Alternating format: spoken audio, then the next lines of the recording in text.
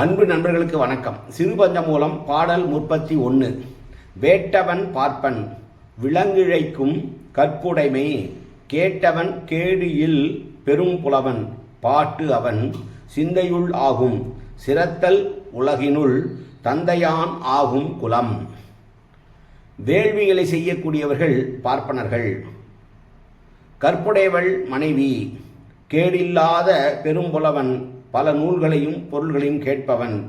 அப்புலவன் சிந்தை அழகினாலே பாடும் பாட்டு சிறந்து உலகின் ஒருவருக்கு குலமுடைய தந்தையே ஆகும் என்று சொல்லுகிற பாடல் இந்த பாடல். வேள்வி என்பதுதான் தங்களுடைய குலத்தொழிலாக கொண்டவர்கள் அந்தணர்கள்.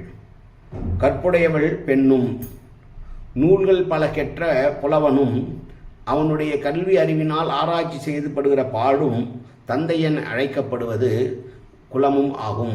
மீண்டும் ஒரு முறை பாடலை பார்ப்போம்.